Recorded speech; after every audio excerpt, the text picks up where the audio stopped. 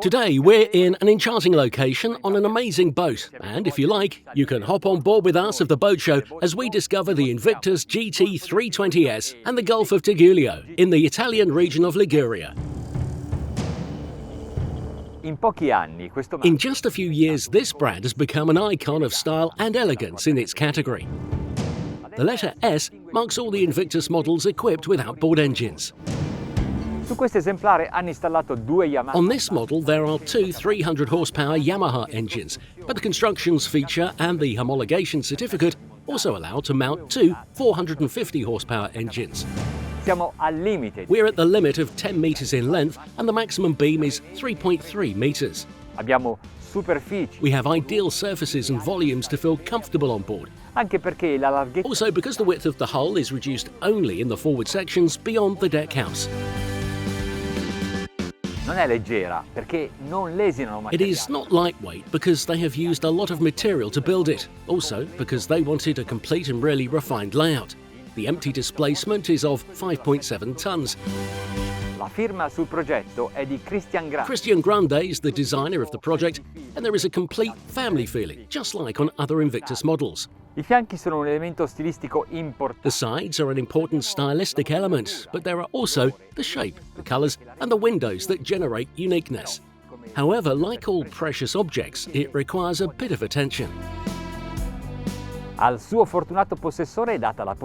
lucky owner is given the opportunity to choose from a wide range of colour varieties for the hull, the sides and other friezes. The carbon T-top completes the functionality of the deck and adds a touch of class and sportiness. It is lightweight, so as not to affect the centre of gravity too much. At the bow, the sun deck takes advantage of all the space available from one gunwale to the opposite one, and along the entire perimeter we find the oval section handrail. To reduce the wind hitting against the pilot seats, they gave the windshield this shape. The aesthetics of this brand is equal to that of the most famous yachts. To grant an adequate height to the rooms below deck, the bridge is divided into several levels connected by steps.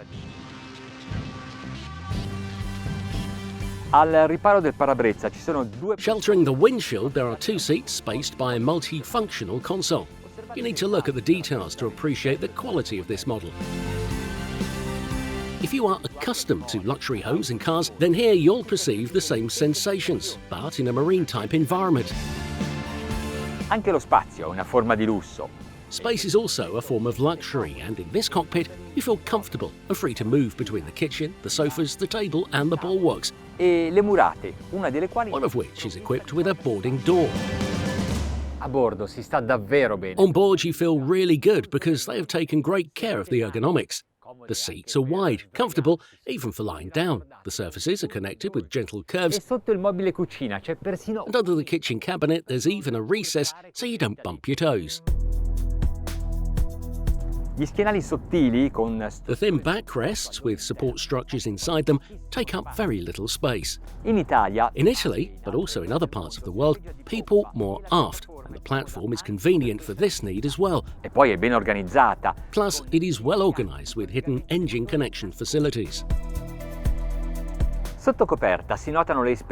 Below deck you can see the technical expertise of the shipyard and the taste of the designer. Together they have created environments that, although confined within the size limits of this boat, are very pleasant to live in.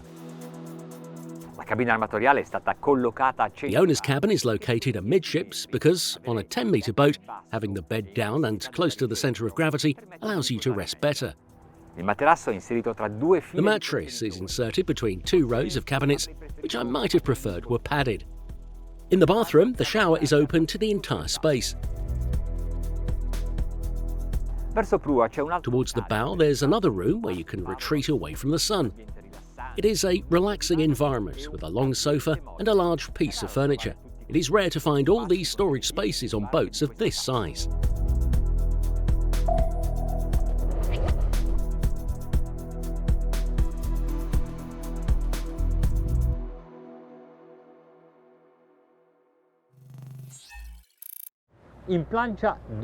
As usual, there are two displays on the navigation bridge. However, in addition here, we have two side consoles, one for the throttles and one for the other commands. they're all very useful. Two 300 horsepower Yamaha engines allow us to navigate in the Gulf of Tigullio in the Ligurian Sea aboard the INVICTUS GT 320S.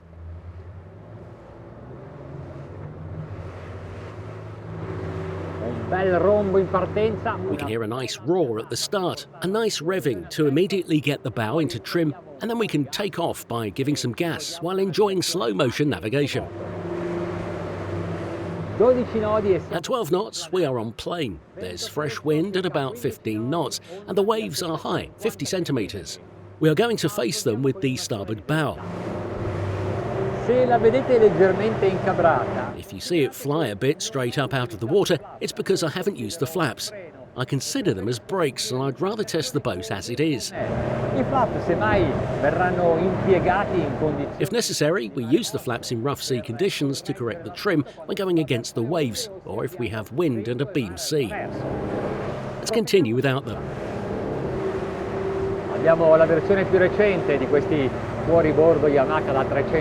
We have the latest version of these 300 horsepower Yamaha outboards with the steering gear built into the outboard. And what a steering gear! Wonderful, nice control. Standing up, you can feel the fresh air coming over the top of your head. If you lower yourself down a bit, you're more protected. But my favourite position is this one, which is a little more hands-on, with these waves. Meanwhile, we're at 25 knots with a fuel consumption of about 89 litres per hour overall. This is equivalent to saying that we are travelling 3.4 miles with 1 litre. We are in line with the performance of boats that have this size and especially this displacement. Yes, because we must not forget that we are not sailing with a motorboat, but with a yacht.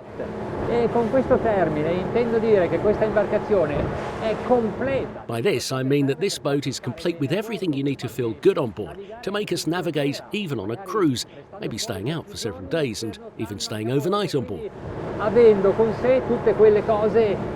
So basically, having with you all those things that are useful for a complete, comfortable stay on the boat. Keep in mind that at that point, given the displacement of the unit, the weights you'll be carrying will have little effect on performance. You never heard of me. On these waves, the boat inevitably pitches a little, but it is absolutely smooth. We're at 36 knots.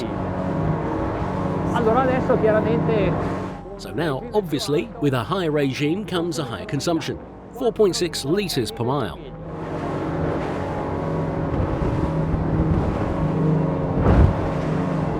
Do you feel the intensity of the wind?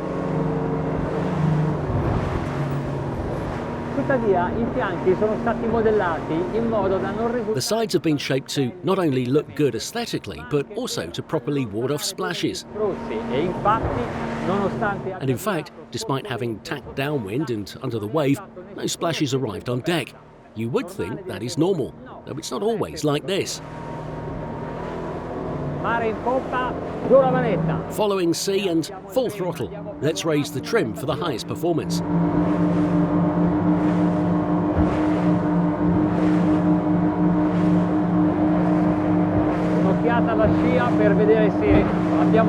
I'm looking at the wake to see if we use too much trim, but the boat wants it. I like raising the bow. Not bad, we're at 40 knots, we topped them. With 4.8 litres per mile,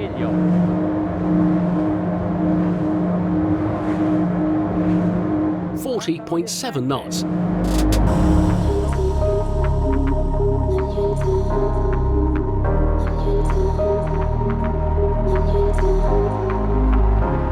INVICTUS GT 320S non è solo una barca di gran classe. INVICTUS GT 320S is not only a top-class boat. With the motorization we have exceeded 40 knots, and with more power it will be even faster. So I would say it's also sporty. I mean, it seems to me that it really has it all.